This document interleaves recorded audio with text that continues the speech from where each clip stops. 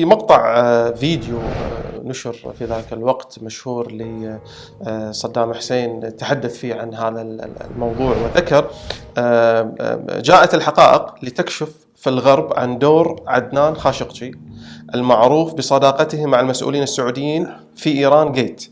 التفاصيل التي اطلعنا عليها مصدرها الغرب. بعثت الأخ عزت الدوري إلى الملك فهد وقلت له عن الكلام الذي نشر عن خاشقجي، وأتمنى أن الذي سمعته غير صحيح. ثم جاءت الروايات لاحقا، بل جاءت الحقائق لتكشف في الغرب عن دور عدنان خاشقجي المعروف في صداقته وفي علاقاته مع المسؤولين السعوديين في إيران جيت أو في إيران الكونترا، شو يسموها وكل ما يجري من تفاصيل اللي طلعنا عليها هو مصدرها الغرب، بل بالدرجة الأساس الولايات المتحدة الأمريكية، أي الإعلام الأمريكي. بعض المسؤولين نعم، بعض المسؤولين لم يركب، وبعض المسؤولين لم يركب. وبدلا من أن نشك في مواقف السعودية، بعثت الأخ عزت نائب رئيس مجلس قيادة الثورة مبعوث إلى الملك فهد، وقلت له فلان سمع بالكلام الذي نشر عن عدنان خاشقجي، وبعثني لكي أقول لك إنه علاقتنا أعلى من تفاصيل الذي يحاول البعض أن يدسه على علاقتنا، وكل أمل في أن الذي شنو المعلومات اللي عندك سموك حول هذا الكلام؟ يعني معلوماتي في الحقيقة صحيح، ما كان يعني جهاز الاستخبارات ما كان له صلة بهالقضية مطلقا، مجرد يعني معلومات استقيناها من الوسائل الإعلام ومن أي تصريحات كانت تحصل في هذا المجال. عدنان خاشقجي كان رجل أعمال، كان يتعاطى في تجارة السلاح بصفة عامة، مش بس مع المملكة لكن مع عدة دول أخرى يعني. وما استبعد أنه يعني في توفير سلاح للعراق، أنه العراقيين أيضا تواصلوا مع المرحوم عدنان خاشقجي لشراء بعض السلاح من خلال الشركات اللي هو كان يتعامل معها. فهذا كان يعني مستوى معرفتنا احنا في الاستخبارات بهذا الامر. فانت تقول لي اصلا ما كان اكو اي دور تماما غير مباشر للمملكه العربيه السعوديه في الموضوع؟ ما كان له صله رسميه بالمملكه مطلقا، يعني كان تاجر يتعامل ويتعاطى مع ناس مختلفين في العالم. اطلعت على فحوى الزيارة اللي قام فيها عزت الدوري في ذلك الوقت؟ لا والله ما كان عندي خبر. طيب، عام 85 نرجع إلى الكويت. في مايو 85 تفجير موكب أمير الكويت المغفور له الشيخ جابر الأحمد. نعم. شنو اللي في ذاكرة الأمير تركي الفيصل من ذلك الحدث؟ أنا زي ما يمكن قلت لك يعني في خيالي يعني الموكب وتفجيره وإلى آخره، وتعرض الشيخ جابر الله يرحمه لهذا التفجير، ويعني أصيب بجروح أعتقد في ذلك الحين، ونجاته من هالمحاولة اللي كانت يعني الحمد لله يعني شيء ايش اقول لك يعني مثل المفاجأة السارة لنا كلنا انه نجي من هذه المحاولة الغاشمة. فكان في ارتياح لنجاته طبعا، لكن طبعا بنفس الوقت كان في يعني اهتمام بانه كيف قدروا هؤلاء يصلوا الى انهم يفجروا الموكب حق سمو الشيخ. وصار في تواصل مع السلطات الكويتية مش بس من الاستخبارات لكن على كافة الأصعدة زي ما ذكرت لك. فيما يخص الاستخبارات شنو كان التواصل مع منو كان التواصل؟ شنو المعلومات اللي وصلتوا لها في ذلك؟ أبدا يعني احنا ما كان عندنا معلومات عن الفئة اللي قامت بهذه اللي ممكن يعني نضيفها على ما لدى الأجهزة الكويتية. أعتقد كانوا هم على اطلاع ببعض الفئات اللي قامت بالعملية وحاولوا أنهم يعني يصلوا إليهم وإلى آخره. أي كانت المعلومات اللي موجودة لدينا قدمناها لإخواننا في الكويت. الصلاة والسلام على سيد المرسلين. إخواني أبناء بلدي، قل لن يصيبنا إلا ما كتب الله لنا، صدق الله العظيم. لقد سمعتم ما حدث صباح اليوم، والمؤمن يسلم أمره إلى الله تعالى، فهو الحافظ وبيده كل شيء. وأود أن أطمئنكم جميعا إنني الآن بخير والحمد لله، وما نتعرض له من حوادث، فإن ذلك لن يثنينا ويثني الكويت من السير في طريق الخير للجميع، وأن تعمل من أجل الخير لأبنائها ولأمتنا العربية والإسلامية. إنني أشكركم جميعا لما أظهرتم من مشاعر صادقة، وأدعو الله سبحانه أن يبعد عنكم كل مكروه. كما أود أن أشكر إخواني الرؤساء الذين اتصلوا بي معربين عن مشاعرهم الأخوية التي أعتز بها. حفظ الله الجميع من كل مكروه، ورحم الله الذين ذهبوا ضحية هذا الحادث الأليم، وكتب الله الشفاء للمصابين. والسلام عليكم ورحمة الله وبركاته. وأقول باسم أهل الكويت بأننا لن نخضع للتهديد ولن نخضع للابتزاز، وسنعمل جميعا يدا واحدة من أجل عزة وكرامة الكويت، ونسير جنبا وخلفا وراء صاحب السمو وقائد نهضتنا، حفظه الله من كل مكروه. شكرا أيها الأخوة. وكان الديوان الأميري قد أعلن في آخر بيان أصدره أن حضرة صاحب السمو أمير البلاد قد غادر المستشفى الأميري 1:30 بعد ظهر اليوم، وذلك بعد أن تأكدت اللجنة الطبية التي أشرفت على إجراء الفحوصات لسموه أنه يتمتع بكامل الصحة والعافية، حفظ الله الأمير ورعاه. وكان الديوان الأميري قد أصدر بيانه الأول التالي: بسم الله الرحمن الرحيم.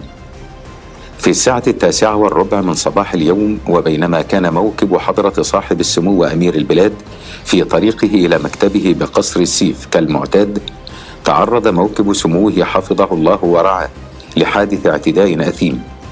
ويود الديوان الأميري أن يطمئن المواطنين جميعا إلى أن حضرة صاحب السمو الأمير بخير وعافية، ويتوجه الديوان الأميري إلى الله العلي القدير أن يحفظ سموه راعيا وقائدا للوطن الحبيب.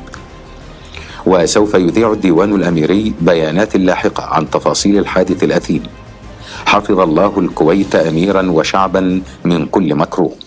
كيف كان انعكاس أو ارتداد هذا الحدث؟ الآن تطور الأمر، استهداف سفارة، ثم انتقل موضوع اختطاف طائرة، الآن عندنا استهداف يعني أمير البلاد في ذلك الوقت، انعكاس على دول المنطقة. وإذا أخذنا بعين الاعتبار موضوع الحرب العراقية الإيرانية في ذلك يعني الوقت، كان واضح أنه في تصعيد من قبل إيران للمساس بأمن واستقرار مش بس الكويت لكن المنطقة كلها، نتيجة لمواقفنا في دعم العراق ضد إيران. تكرار هذه الحوادث حسب معلوماتك ما جعل القادة في ذلك الوقت أو المسؤولين من بيدهم بالقرار بإعادة الحسابات مجددا في موقفهم في ذلك الوقت من الحرب؟ ما هو حسب علمي، يعني ما أعتقد أنه أي من دول المنطقة في ذلك الحين بعد هذه الأحداث قرروا أنهم ما عاد يقدموا دعم مثلا للعراق. واعتقد كان قد بدأت القمم الخليجية في مجلس التعاون تأخذ دورها في ذلك الحين، وكان يتم الاتفاق بين القيادات على كيفية متابعة الأمور في المنطقة بما فيها الحرب العراقية الإيرانية. ويعني وإذا انطلقنا بعد 85 إلى عام 86 وما بعدها حرب الناقلات، اللي إيران أيضا استهدفت ناقلات البترول. كنت أبي أنتقل لها في النقطة التالية، لكن بما أنك فتحت الموضوع الآن هذا أيضا تطور جديد في الصراع في ذلك الوقت. وفي تلك السنة أعتقد عام 86 ميلادي أيضا كانت محاولة الهجوم بالطائرات على مواقع سعودية اللي ذكرت لك، يعني كان في خط فهد على الخليج أدى إلى الخط الأحمر إذا كان صح التعبير، إنه إذا وصلت أي طائرات إيرانية إلى الخط يصير تتعامل معها الدفاعات السعودية. لم تكن فقط الكويت المستهدفة ولكن استهدفت المملكة. لكن فيما يخص موضوع الناقلات، لأن يمكن ما تكلمنا عنه الآن، حدث أيضا مهم يتعلق باقتصاد يمكن العالم، تطور الأمر فيما يخص المملكة العربية السعودية. كيف كانت تتابع الموضوع؟ شنو المعلومات اللي كانت عندكم؟ شنو الإجراءات الاحترازية اللي سويتوها على الأقل فيما يخص جهاز الاستخبارات السعودي؟ بالنسبة للاستخبارات زي ما ذكرت لك، يعني كجهاز توفير معلومات، تم متابعة هذه المعلومات بالتعاون مع أصدقائنا في المنطقة وخارجها، يعني إن كان مع الكويت على مستوى أنه الناقلات الكويتية كانت مستهدفة، ثم حصل تغيير جنسيتها من كويتية إلى أمريكية، ثم المعلومات التي كانت تردنا من الأصدقاء الأمريكان ومن الأصدقاء الأوروبيين يعني وغيرها من وسائل التواصل المعلوماتي اللي كانت تتم في ذلك الحين. عملية تبديل الأعلام هل كانت فكرة كويتية أمريكية؟ والله ما يحضرني الآن يعني، بس ما أعتقد أنه المملكة كان لها دخل بهذا إلا كصديق للبلدين يعني، ولابد أنه المسؤولين أيضا رحبوا بهالفكرة حماية للناقلات ولمرور النفط من المنطقة بصفة عامة. طيب، واحد من الأسماء اللي كانت يعني برز نجمها واشتهر وارتبط اسمه بالكثير من العمليات في ذلك الوقت، خصوصا في فترة الثمانينات، أبو نضال. من هو؟ أبو نضال. أي نعم. كانت هناك علاقة بين المملكة العربية السعودية وأبو نضال؟ أبدا، يعني كان إرهابي أبو نضال يعني، وكان يقوم بعمليات بعدها ضد المملكة في أماكن مختلفة، فلم يكن هناك اتصال به من أي جهة كانت. كان له قرائب في المملكة ومعروفين يعني، ما أدري أخ ولا أحد أفراد عائلته في المملكة كان مقيم هنا يعني، ما أذكر الآن إيش كان بيعمل يعني، بس هذا اللي كان حسب معرفتي. إذا تأكد لنا الكلام هذا أو تنفي سموك الكلام اللي نقل عن عاطف أبو بكر رئيس الدائرة السياسية في تنظيم فتح المجلس الثوري، ذكر عام 2017 أبو نضال زار السعودية من الجزائر في أبريل نيسان 87، حيث التقى بعدد من المسؤولين في وزارة الداخلية والمخابرات السعودية، وأردفت تلك الزيارة بأخرى بعد شهرين. ما عندي خبر عن ذلك. في نفس العام 87 في بريطانيا شخصية عربية معروفة تم اغتيالها، اللي هو الرسام الكاريكاتير ناجي العلي.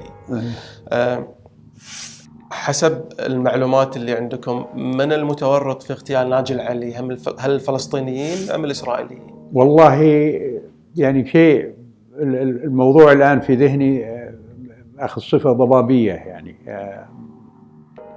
للذاكرة يعني، أو تدني الذاكرة عن الموضوع هذا والى آخره، بس غالب الظن يعني في تصوري اللي باقي في ذهني إنه الإسرائيليين هم اللي اغتالوه. أنقل كلام الإعلامي سيد عبد الرحمن الراشد، علق على هذا. هو على العموم أبخص مني، لأنه أعتقد وقتها كان يشتغل في الشرق الأوسط. أي نعم. هو ذكر أن الشكوك تشير إلى أن منظمة عرفات خلف مقتل ناجي. هل كان عرفات الآمر أم أحد أجهزة مخابراته أو فريق على توافق معه للتخلص من الحرج اتهمت إسرائيل؟ ما هو هذا تصوري له. تصوري أنه كانت إسرائيل فعلا هي تقف خلف مقتل. نعم. عام 89 مشهد من مشاهد عودة المجاهدين العرب في أفغانستان كان يتعلق بعودة أسامة بن لادن إلى المملكة العربية السعودية.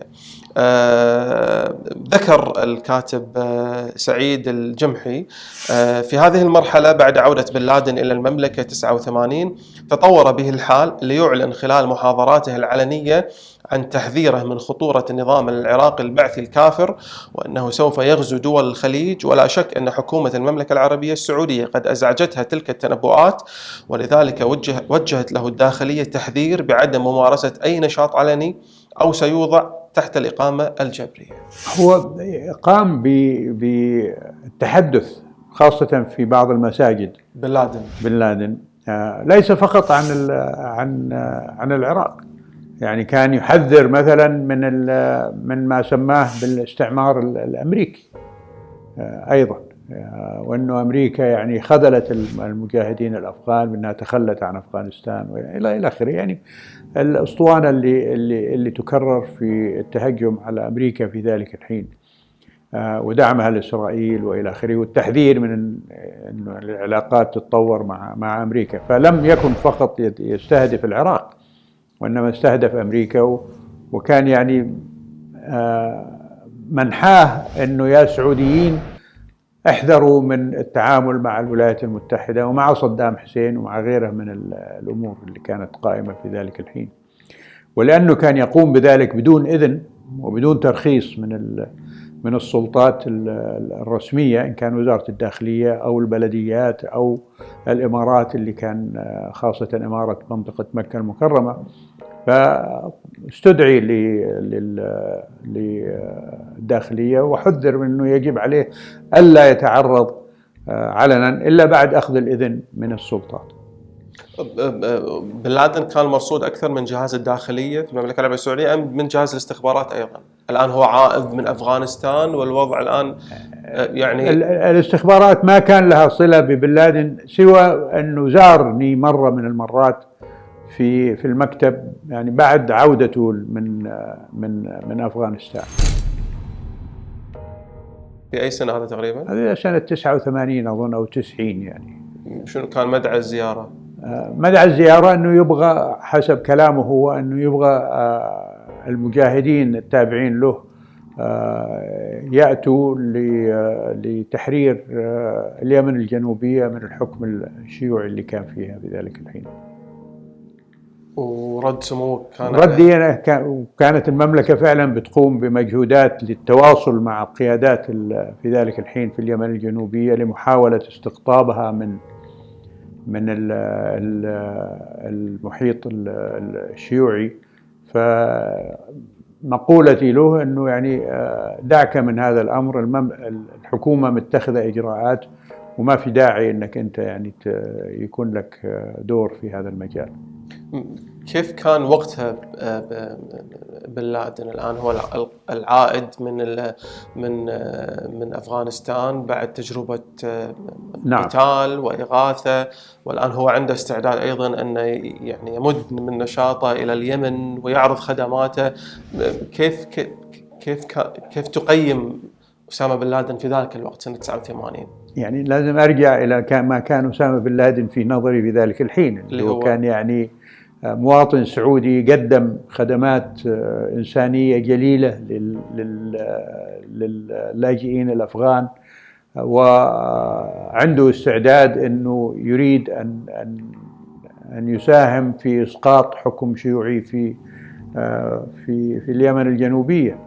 فلذلك بلغته أنه يعني اترك هالمجال هذا، الحكومة هي اللي حتتولى الأمور هذه. فنقدر نقول أن إلى حتى عام 89 أسامة بن لادن ما كان يشكل خطر على المملكة العربية السعودية، ولم يبرز منه أي شيء لذلك سوى ذهابه للمساجد وللأماكن هذه للتحذير من التعامل مع العراق أو مع الولايات المتحدة يعني. طيب أنتقل إلى ملف مهم جدا يتعلق بغزو الكويت. ملف غزو الكويت من الملفات أو من الأحداث المهمة التي غيرت مسار ومجرى المنطقة كلها. هو ملف كبير في له تفاصيل كثيرة. أنا بحاول قدر المستطاع أن أتوقف عند أكثر التفاصيل وأغلبها وخصوصا المتعلق يمكن أكثر بالمملكة العربية السعودية اللي كان لها دور مهم وأساسي يتعلق بغزو الكويت. لكن في البداية خلني أتوقف عند مرحلة ما قبل الغزو، الحشود اللي كانت موجودة على الحدود مع الكويت، المؤتمر الذي عقد في جدة، شنو المعلومات اللي كانت متوفرة لكم في ذلك الوقت؟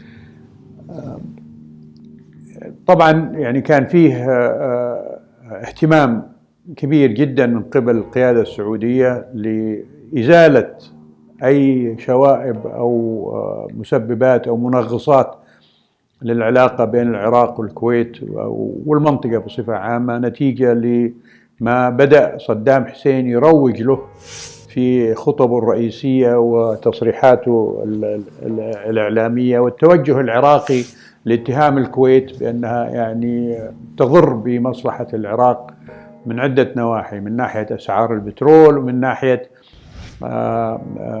استخلاص مادة النفط من آبار مشتركة بين البلدين للإضرار بمصلحة العراق وإلى آخره. وطبعا القيادة هنا قامت بمجهود أدى إلى اجتماع جدة. تقدر تشرح لنا سموك المجهود اللي قامت فيه المملكة العربية في هذا الملف في موضوع الدعوة لمؤتمر منذ بداية التصريحات العراقية ضد الكويت، بدأ الملك فهد الله يرحمه في الاتصال مباشرة بصدام حسين وإرسال مناديب واقتراح اجتماعات والتحفيز على التشاور والتباحث بدلا من التصعيد الإعلامي وإلى آخره في ذلك الحين. فمن المناديب اللي راحوا للبلدين الأمير سعود الفيصل الله يرحمه، الأمير بندر بن سلطان الله يخليه وإلى آخره. يعني كان في عدة مستويات، وكان تحصل اتصالات بقيادات مختلفة، يعني مش بس بصدام حسين، يعني الرئيس حسني مبارك والمرحوم الملك حسين كانوا يعني يتم التواصل معهم من قبل الملك فهد ليس فقط بمعرفة أين يقفوا في هذا المجال، ولكن أيضا للتأثير على صدام حسين لعدم تأجيج الحملة الإعلامية ضد الكويت في ذلك الحين. سموك كان لا تحرك؟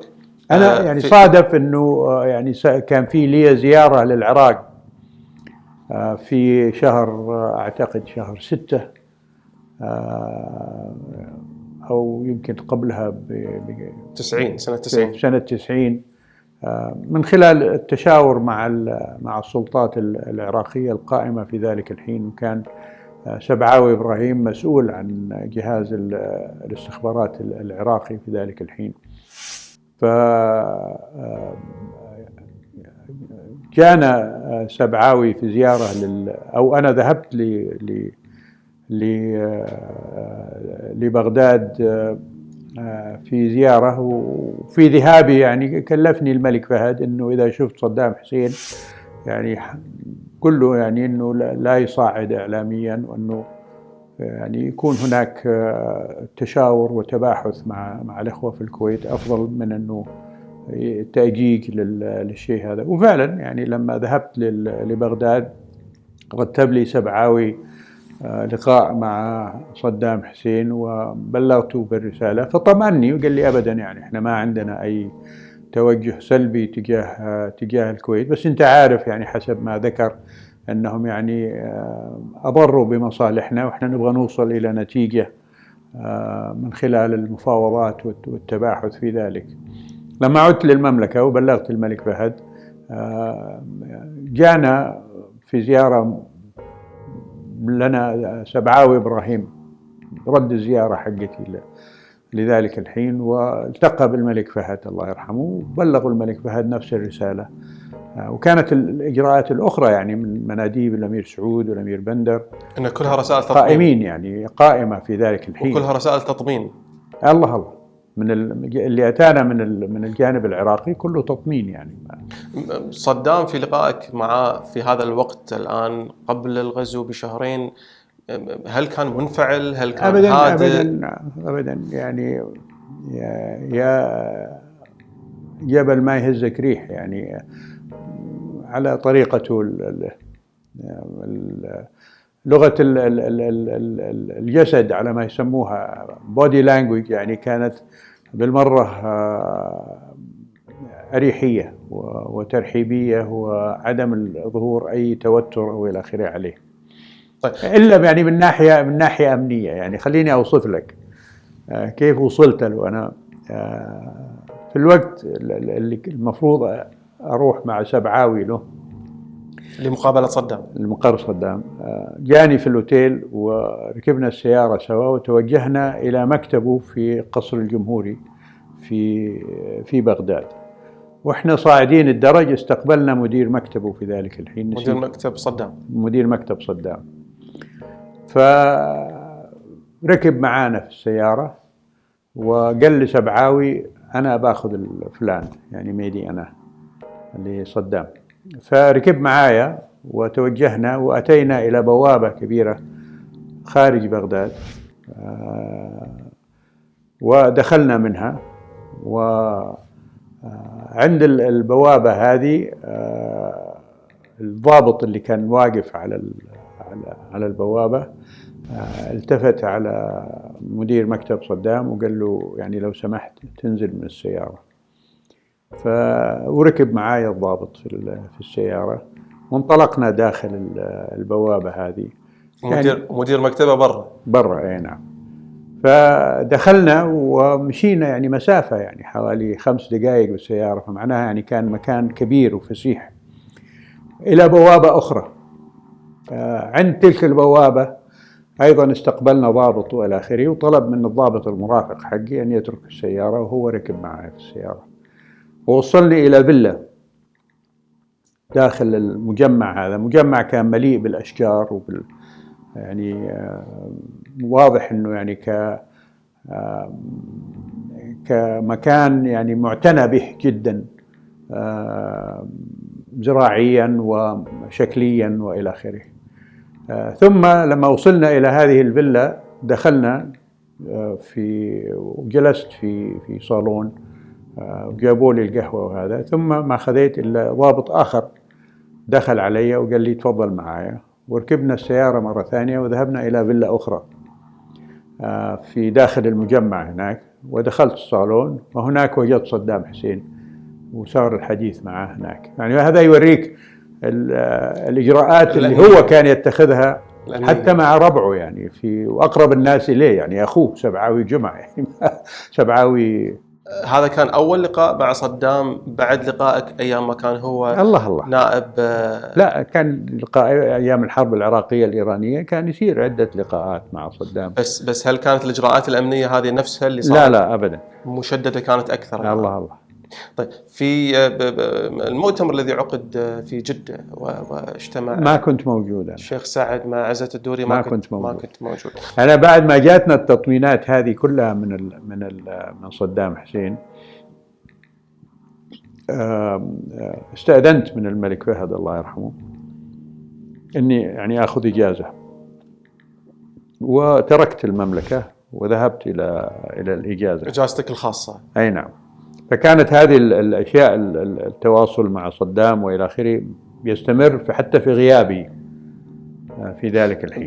قبل يوم الغزو الآن كانت هناك حشود موجودة على الحدود مع الكويت فيما يخص جهاز الاستخبارات السعودي. هل هذا كان مدعاة قلق أم لا؟ الرسائل التطمين اللي كانت تجيكم أن الأمور هادية؟ يعني كانت المعلومات نوصلها للملك فهد الله يرحمه والمسؤولين إنه في حشود وإنه في يعني صدام ما كان يخفي الشيء هذا ولا حاول يخفيه.